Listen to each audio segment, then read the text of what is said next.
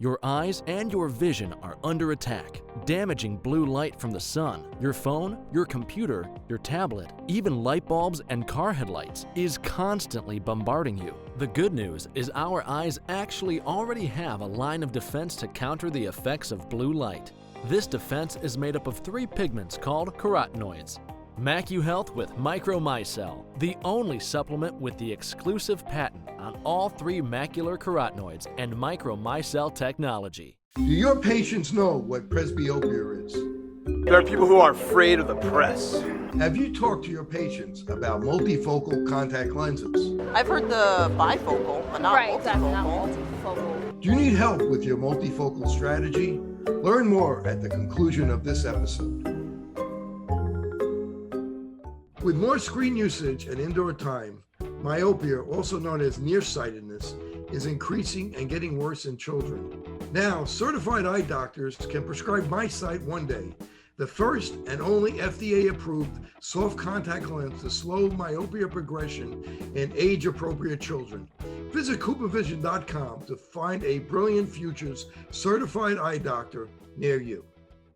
Good morning, I'm Dr. Kerry Gelb, and welcome to Open Your Eyes Radio. Please listen as I discuss the newest information in the world of health, nutrition, and sports every Saturday morning, 9 a.m. Central Time on AM 1280 The Patriot. Please share your thoughts by emailing me at drkerrygelb@gmail.com. That's drkerrygelb@gmail.com. And visit my website, drkerrygelb.com. We're back with Ken Cavazzoni, the author of Immortal, and you can buy this book at all the major book retailers. And we're mixing baseball, we're mixing politics. He played professional baseball, he coached, and he's going to give us some insights to what it's like to be coaching at such a high level, to be evaluating at such a high level baseball players. And Ken, thanks again for joining me again this week. Thanks so much. My pleasure. It's great to be here. You know, I really enjoyed our conversation last week, and we talked a little bit off the air. The Twins, you know, they won their first playoff series. They have this great young player, Royce Lewis, who unfortunately has some injuries, had 2 home runs in the first game. We had him on our fantasy team. The kid is going to be a monster. He really is going to be a monster. But you coach one of the players on the Twins. Tell us a little bit about that. And were you able to tell he was different than everybody else, that he was going to make it, or he surprised you by making it? Yeah, I coached in an organization called Baseball U, and Alex Kirilloff was involved with Baseball U. He played in tournaments and was part of the program. And he was a outstanding player then. I mean, by the time I saw him or got to understand what he was about, it was already rumored that he was going to be a top round draft pick. So he did go in the first round. I think he had a scholarship to go to Liberty, of all places, believe it or not, and ended up signing out of high school. You know, those types of players, they stick out right away. He's a tremendous hitter, great stroke. You see that right away. But it's fun to see somebody like that, somebody that you've had a brief interaction with, make it not only to the big leagues, but on the big scene. There's a gentleman that endorsed my book. His name is Kevin Jarvis. He pitched 12 years in the big leagues. His son in late August got called up to the Arizona Diamondbacks and was put on the Arizona Diamondbacks roster. So he's pitching in the playoffs as well. So it's fun. You get those interactions, and it really makes it enjoyable. When you played single A in the Cincinnati Reds organization, did you play with anybody that made it to the big leagues? Oh, yeah. Well, I was drafted in 1991, and the first round pick was Pokey Reese, Calvin Reese. So I played with Pokey for a couple of years. So he had a nice career. I always say my claim to fame was that, you know, in where were we? Playing at Burlington against the Indians. For the Cincinnati Reds minor league affiliate, I was batting third and playing left field. And for the Indians affiliate, it was Manny Ramirez playing center field. Now, it was a little different because I was drafted out of college and he was drafted out of high school. So there's a little age difference there, but that's my brush up with one of the greats. And when you played against Manny, how do you do that game? I kid you not, we played a series against them, and just as my manager was saying, this kid hasn't done anything. He's supposed to be the real deal. He hasn't done anything. Boom, 450 feet shot to center field. I mean, the talent was there. You know, it must be great to see players like that, and playing with Pokey Reese. What was he like as a young player? Pokey Reese was tremendously athletic. I think he could have played football at Arizona State as a quarterback. You got to remember, he was drafted out of high school as well. So he was skinny, he was small. Your first glance at him, you're like, this kid's a #1 draft pick. But man, he was a great athlete, had a cannon for an arm, could run really well. Still maintain a little bit of contact with him through social media. Just a really good guy too. Wow, that's great. So as time went on and, you know, you got injured and, you know, you had to end your baseball career, what was that like to have to end your career as a player? For me, again, it was a realization that, you know, do you want to spend more time going after this dream, or do you want to be realistic? And I think I gave you a professional at bat, but there was players there that were just much more athletic than I ever was. So I would evaluate, you know, players that were really tremendously athletic that I thought weren't great baseball players, and I would just simply ask the question, even though I think I'm a better hitter, maybe, who would you rather have on your team? And it was the other guy, because, and I wasn't slow, but I wasn't somebody that could run real well. I could hit a little bit. I wasn't great in the field, but you know, the athletes are the athletes, and I didn't think I'd ever get to that spot. So it wasn't that hard to step away, and I continued to play after the fact on an amateur basis. So it is what it is. You know, I look back and I had a good time doing it. You know, today it seems like a lot of the kids after a certain age, they're just going to concentrate on one sport. When we were kids, we would play multiple sports. What do you think of the kids just concentrating and predominantly playing one sport versus playing multiple sports? I think physically that hurts them playing one sport. I think it benefits tremendously if you play different seasons and you're getting different muscles involved. I played basketball in high school as well as baseball. I think that helped. You know, two different muscle sets that you're not straining over time. It has become that way though. You know, to be competitive, a lot of players just go to one way and that's it. And you know, I don't like it overall, but it's the trend, and that's I don't think it's going anywhere, Gary. I think it's here to stay. And as a coach, you know, there's always parents that think their kid should play more than they do, or they think their kid is overlooked. How did you handle that as a coach with parents who thought their kid should play more than they did? Yeah, that's a tough one. You know, everybody's a shortstop until you have to tap them on the shoulder and say, your kid's not a shortstop. I don't know how many times I've had to have that conversation. And some take it well, some don't. You know, the problem we have now is, you know, there's this whole travel baseball structure that there's so many teams that, and it really hurts the player in the long run. It really hurts the athlete in the long run.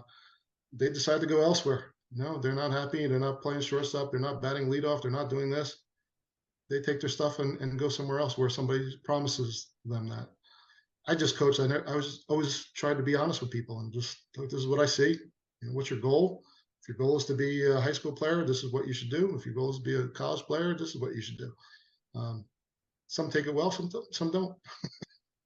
Right. I mean, you know, it's a difficult situation being a coach. I mean, I was a coach with little kids, not at the level you were, but you know, it's tough, you know, because we could see things very differently than the parents see. And sometimes coaches make mistakes.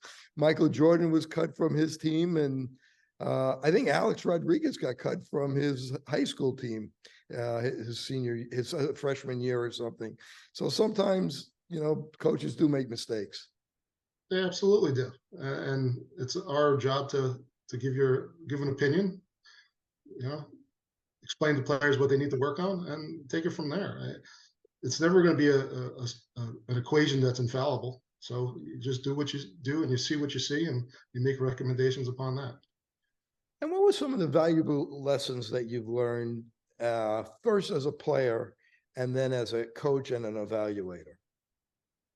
Oh, where can I start?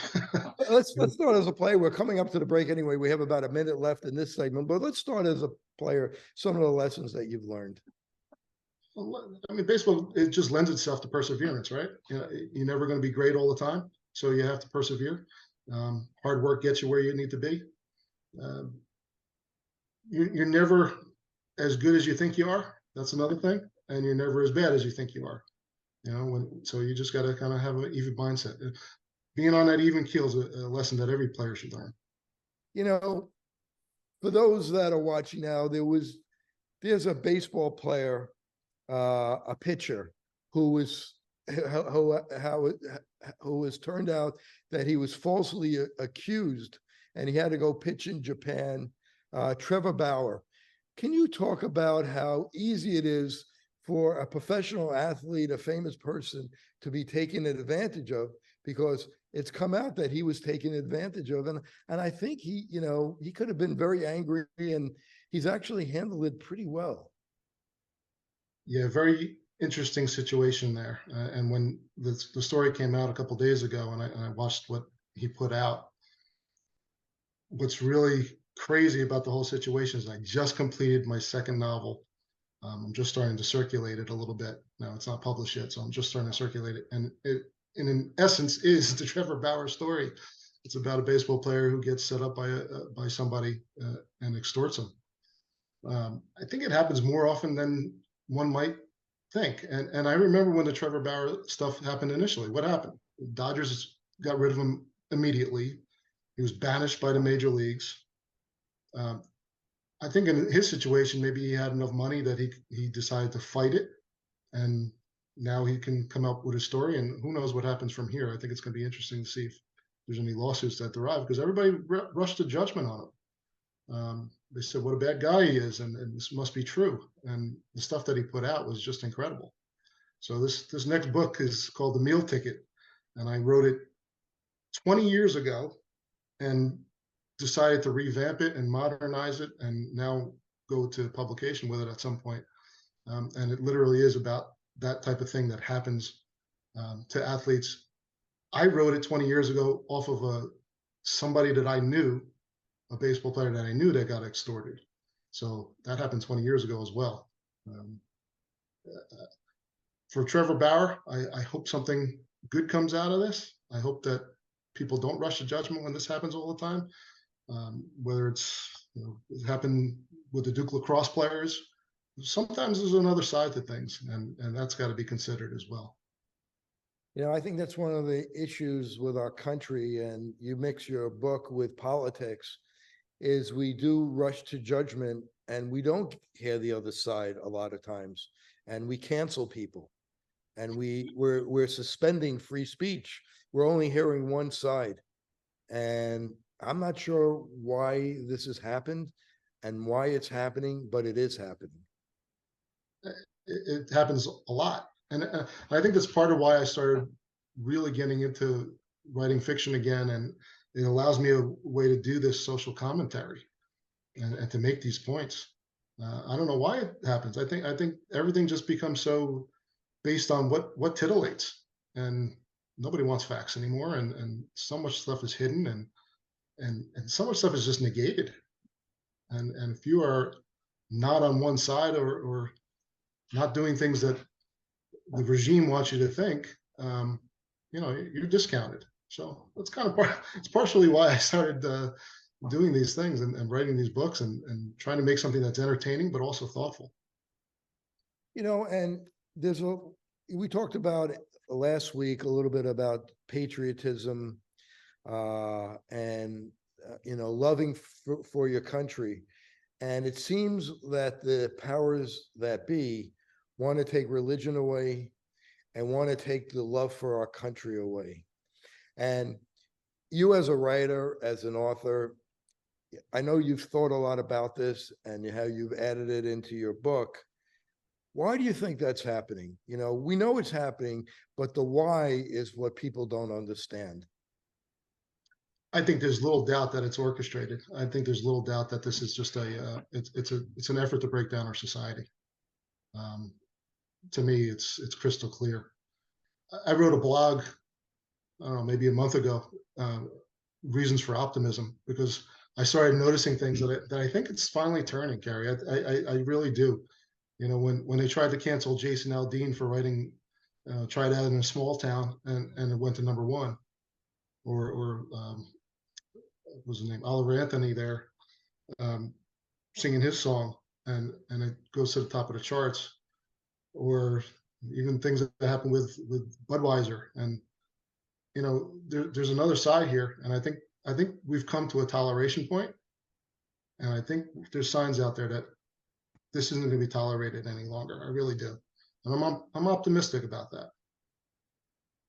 You think because of the way the politicians, there's no term limits, and the politicians just stay there forever and ever and seem to be controlled, and then they control the police force and they control the military.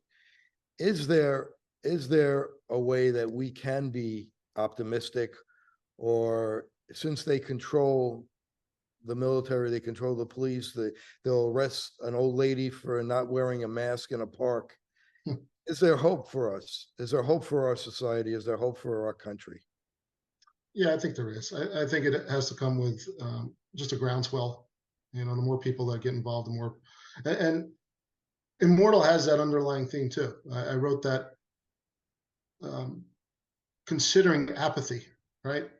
You're doing your thing, I'm doing my thing. We notice things that are wrong in our country. We notice things. We might have commentary on it. We might even speak about it, write about it a little bit. But how many of us just don't act on anything, right? You know, we're too busy living our own lives, and I think the powers that are against us kind of take that and use that against us, right? They know that, you know, we're a prosperous nation, and we're a nation of people that are living their lives, and it's pretty comfortably. So they kind of infiltrate the things that are in society that they want to change with very little resistance. And I think even though we're apathetic to some point, I do think that changes. I do think there's a point in time where we just say enough is enough. And I do think there's examples of that. Electing the right people is going to be helpful. But I think it also just has to do with what happens in each community. And I think there's enough is enough. And you see that in, you know, school board meetings. You see how intense those have gotten. It's coming. I think there is something to be optimistic about. And do you think we can get fair elections? I hope so. I hope so. I mean, if not, we're in big trouble. Boy, that's a different path. I don't even know if we want to go down that one, but so much of that is clear to me as well.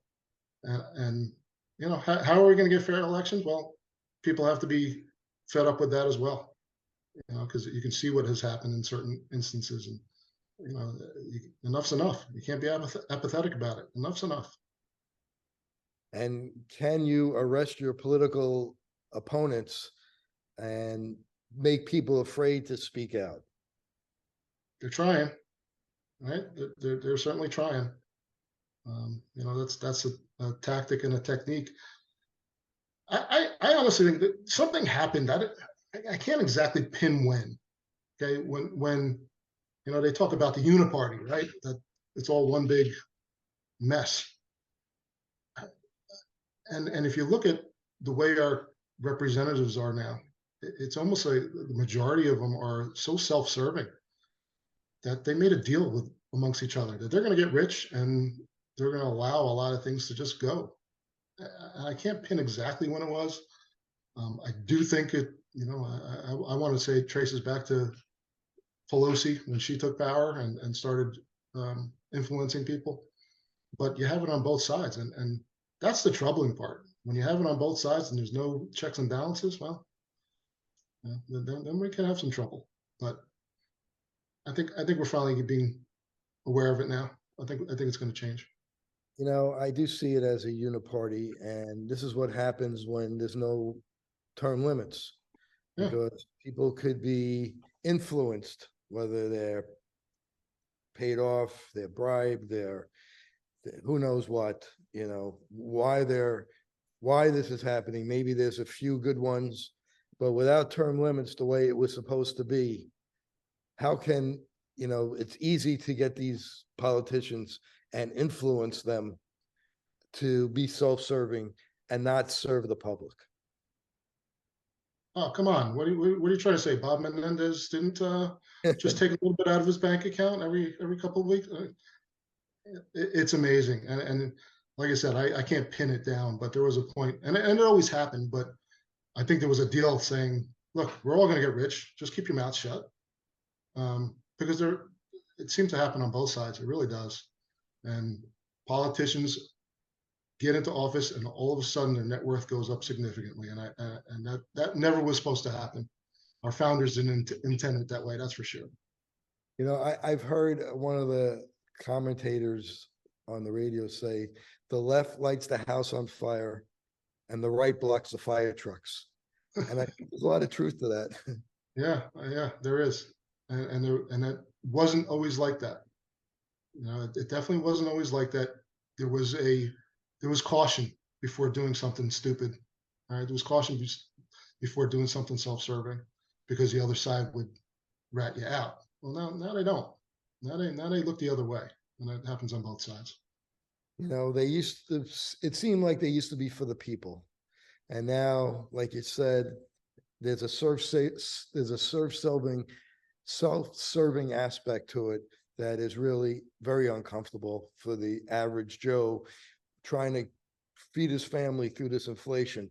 We're up against the break. This is Dr. Kerry Gelb for Open Your Eyes Radio. I'm talking with Ken Cavazzoni. His book, Immortal. Pick up his book, A Mixture of Politics and Baseball. My two favorite subjects. I'm so happy to have Ken here. We'll be back after the break.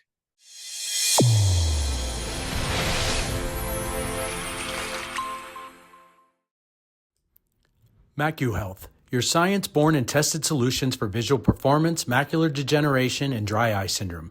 New products coming soon. Embrace the science. We're back with Ken Cavazzoni, the author of Immortal. You could go to his website at kencavazzoni.com. That's Cavazzoni. Pick up his book.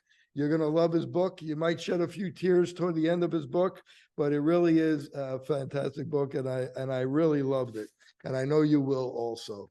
This is Dr. Kerry Gelb for Open Your Eyes Radio on AM 1280 The Patriot. I'm back with Ken. We were talking a little bit of politics, but we're going to bring it back to baseball. And he has a quote in his book from Ben Franklin, and I want him to comment on and why he put it in his book. And Ben Franklin said, "We are all born ignorant, but one must work hard to remain stupid." Can you tell me why you put that in your book and what that meaning has to that? Because I just love that quote. Well, that was, I don't want to give too much away of the context of it, but if you think about the way we veer sometimes in our thinking, and particularly as it related to that particular scene, we seem to have, as a society, certain opinions that veer against logic. So you almost have to intentionally be stupid to actually accept some of the stuff that goes on. The one thing that, kind of playing off of that, is baseball doesn't get enough credit for the formation of some of the thoughts that we should be thinking about, instead of remaining stupid and ignorant, right? If you think about how Jackie Robinson came into play, and how baseball itself actually was a leader in the civil rights movement. Take a step back and think now about professional athletes who don't even look at that, right? They don't even look at the greatness. And to me, that was almost by design. It was almost divine intervention, right? It seemed so incredible that a sport would be a leader in that aspect and lead a movement like that.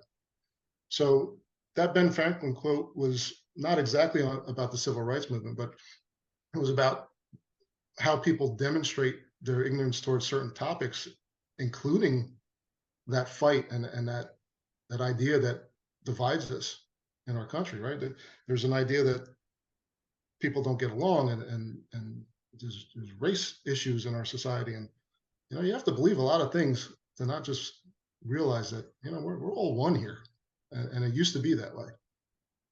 I think in baseball, is an example of being one, because you have the best guys are going to play in Major League Baseball. It doesn't matter if you're from Japan or you're from the Dominican Republic or you're from the United States.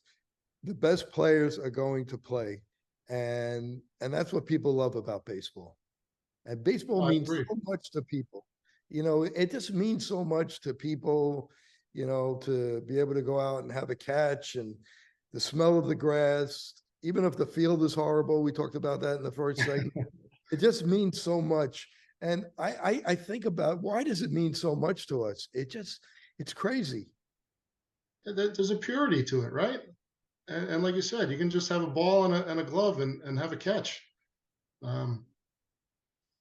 It's the only game that, the defense has the ball. It's different, right? It's something that makes our minds work. And there's such a tradition to it, and there's so many things as far as records go, and you talk about immortals. Jackie Robinson to me is an immortal, right? He was a great baseball player, but it was something else. Ted Williams to me is an immortal because he was different. He was something else. So I think that texture leads itself to our appreciation of the game and why it means so much to us. We bring up Immortal in the name of your book. Why did you name it Immortal? And talk to us about some of the immortals throughout history. I just started thinking about, what's the difference, what makes somebody immortal? I mean, there's obviously people in our history that we just look back upon, and instantly we have recognition of what they were and what they did and the relevance to our society. So what makes you immortal? Well, it's not just your prowess on the field. It's something else that you did or something else that you contributed. So, you mentioned previously, somebody like John Wayne. So it doesn't have to be an athlete. Rush Limbaugh is an immortal to me, without question, what he contributed to society. There's so many people that you can look upon from the past that just conjure an instant image. And why is that? Well, it has to do with what they've left us, not what they did, but what they've left us. And that ability to lean on that tradition, that history, is really what moves us forward as a society. It really does. In the book, one of my favorite characters is Ethan. If you could talk a little bit about that without giving away too much, because I want people to read the book. Yeah, Ethan's a kid, right? Ethan's a kid and a baseball fan who's got his own issues, and he ends up relying upon the main character, T.C. Hunter, as a critical part of his being able to deal with the issues that he's gone through as a young child. You look at that as something that who did I look up to when I was a kid, and that relationship there, it doesn't have to be father and son, but I think it exists in baseball. It exists in other sports as well. But that, who was it? Mookie Betts having a catch with a kid in the outfield. Something like that. When somebody that is in that position can lend a hand to a young kid and just make that kid feel special, it carries forward more than we can ever know. So that's why I wanted to have a character like Ethan, somebody that can grow with a great baseball player, and T.C. Hunter is the best player in the world, really. But there's ability for T.C. Hunter to contribute more than just as a baseball player. And do you know any baseball players, I mean, you're close to the game, that had relationships with fans like an Ethan that you might be able to tell us about? You see it happen all the time. Off the top of my head, I'm losing the name.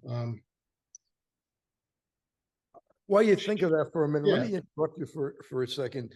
A good friend of mine who actually is one of the producers he's the producer of the podcast, and we have the podcast and we have the radio show, and the podcast is where it's on YouTube or wherever you get your podcasts, and then we have the radio show. And he did interviews and he wrote articles, and he told me a story about Deion Sanders, and he was interviewing Deion Sanders for a piece, and he went up to Deion Sanders in the locker room, and Deion Sanders was actually answering every single letter that he got from a fan. And Wayne, who's the producer, that meant so much to Wayne to see a professional athlete do something like that. And I'm not sure how unusual it is, because I don't know professional athletes, but I was wondering if there's anything like that you might be able to point out, because things like that just make you feel good. They do, and it happens behind the scenes more often than you think. I mean, when I was a minor league ball player, one of the things we did normally was go to hospitals and go to the pediatric wards and just to see those kids. They didn't know who we were, but they knew we were something, and we were introduced as ball players, and it changes an entire day. It changes a kid's outlook for an entire day. I always appreciate the ball player that does things that doesn't get credit for it, and it happens often. They contribute to society in different ways. I go back to talking about Rush Limbaugh. Rush Limbaugh's maligned by so many people, but there's so many things that he did. And he never talked about it. And only after his passing did things come out of how much he's helped people financially, emotionally. I mean, it's the stuff that goes on behind the scenes that really makes a man. In the book, one of the main characters is Chief Virgil Daly, and he was almost like a father figure to T.C. Hunter.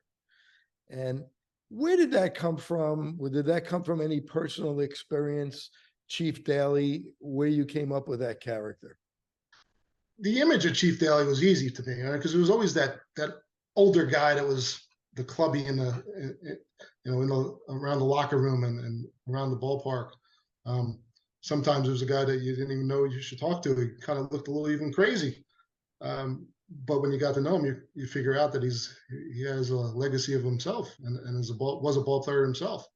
That was a fun character for me. That was really fun to conjure. I have an image of what Chief looks like, right? I have an image of, he's probably an amalgamation of a lot of people that I ran into. And again, it was the clubby. It was the guy in college that used to hand out the uniforms. It was, the guy in the minor leagues who used to, rake the fields. It was a combination of all those people.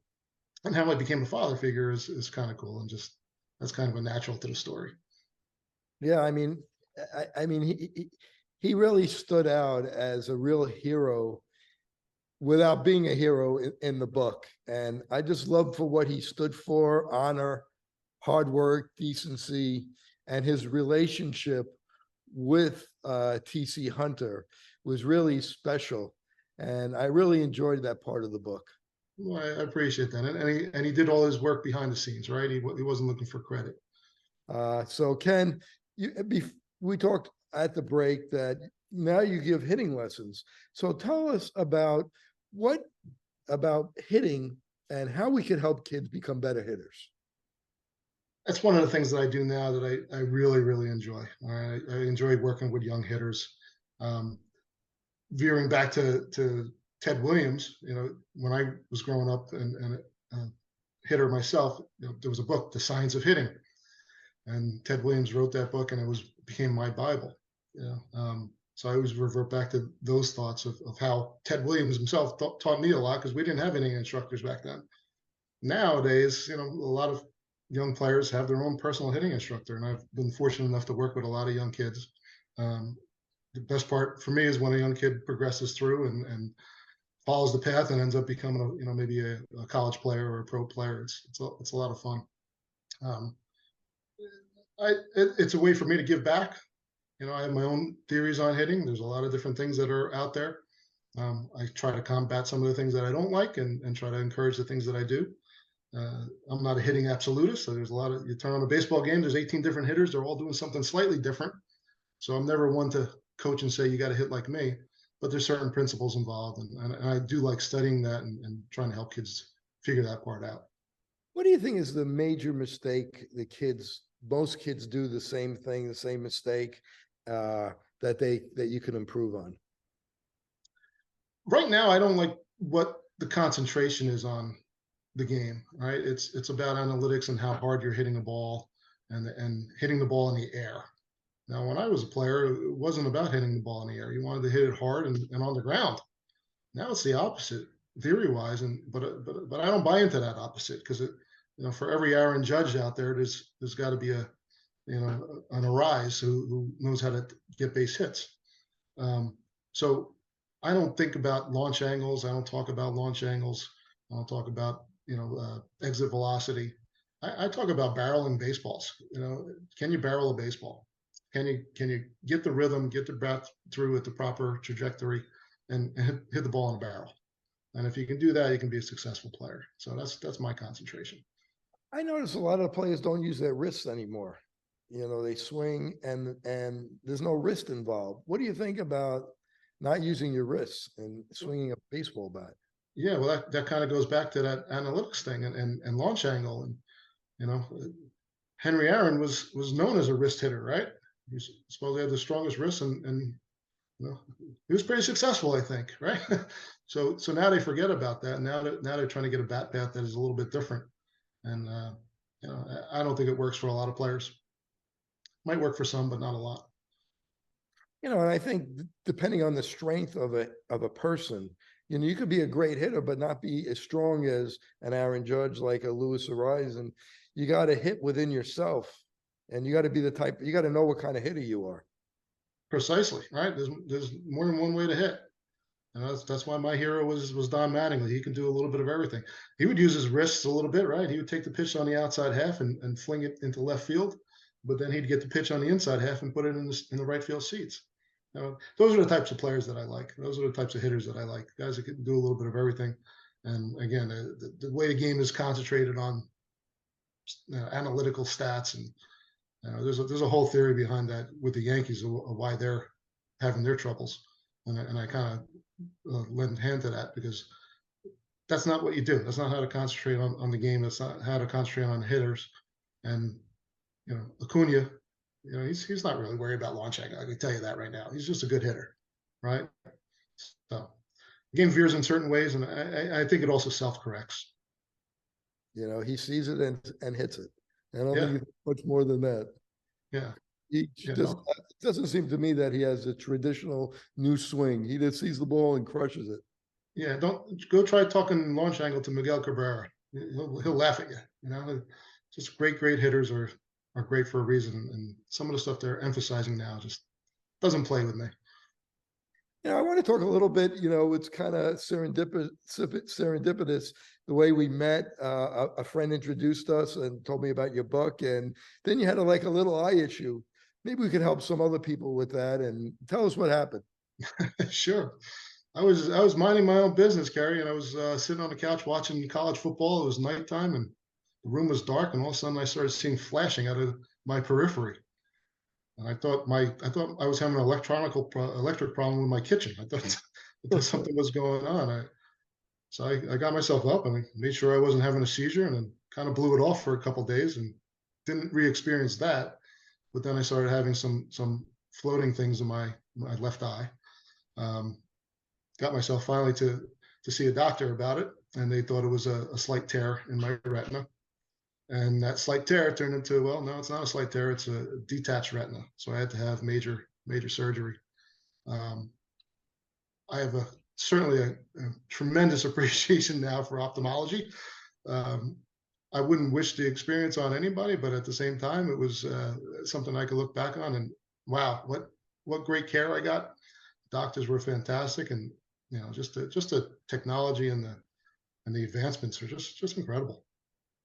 Well, I'm glad you called me about it. Yeah, no, you're great. You helped me a lot, and it was kind of thrown at me. I went from, okay, I got a little bit of an eye issue, to you have to have emergency surgery, and you were very helpful in making sure that I was doing the right thing. And with so much going on in our country, you kind of you veer off of trusting even doctors these days, and you really helped me know that what I was doing was the right path, and it's worked out.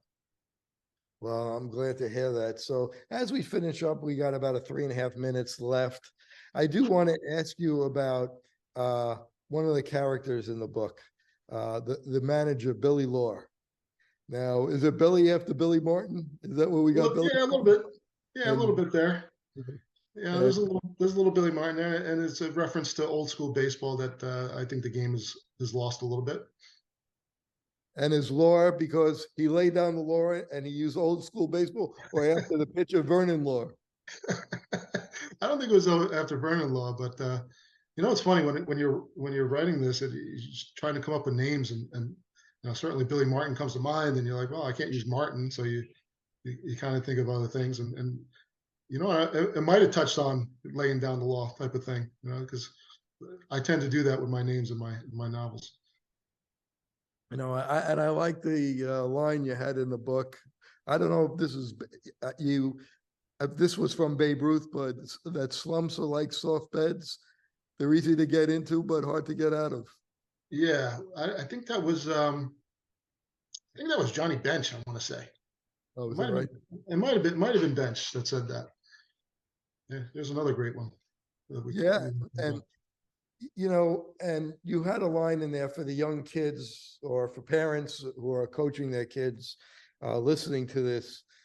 Babe Ruth said, never be afraid to strike out. Talk to me about striking out, and what's the mindset about, in the old days, it used to be an embarrassment to strike out. Now, if you strike out, it's the same as grounding out. It's the same as hitting a hard fly ball being robbed of a double in the outfield. Yeah, that I don't like. So that's not the intention of the quote. I still think you don't want to strike out, and the modern game has changed that a little bit. There's a lot of things that go on now on social media comparing Tony Gwynn to other players. They'll say like Aaron Judge struck out 180 times or whatever it is, and Tony Gwynn did it and struck out 180 times in 20 years.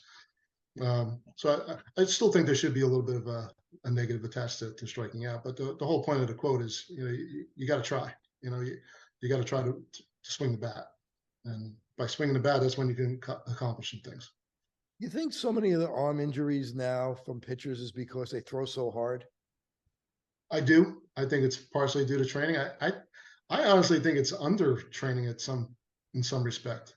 Nolan Ryan didn't have arm troubles. In 1974, he pitched a game where he threw 230 pitches in like 16 innings, something crazy. He didn't have arm troubles. A lot of the old time players didn't have arm troubles. So I think it's a combination of babying and working too hard and too much torque, a little bit of combination of it all. Well, great conversation with Ken Cavazzoni, kencavazzoni.com.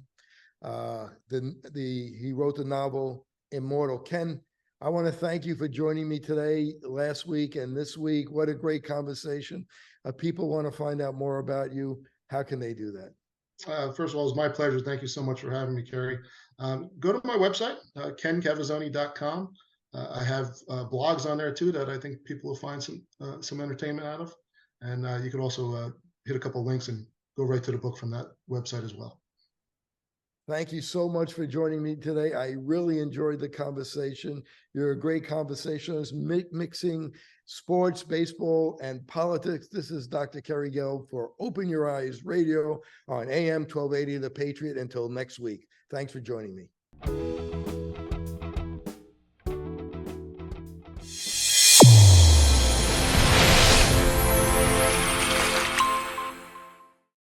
Your eyes and your vision are under attack, damaging blue light from the sun. Your phone, your computer, your tablet, even light bulbs and car headlights is constantly bombarding you. The good news is our eyes actually already have a line of defense to counter the effects of blue light.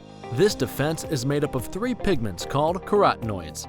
MacuHealth with Micromicelle, the only supplement with the exclusive patent on all 3 macular carotenoids and Micromicelle technology. Fitting multifocal contact lenses presents a big opportunity to meet patient needs while growing your practice. Alcon is your partner not only with our innovative portfolio, but through e-learning. Learn to enhance your multifocal strategy today with the Alcon Experience Academy. OIE Broadcasting is the emerging leader in social media. We use scientific entertainment to drive more patients into your office. Visit oiebroadcasting.com and sign up today.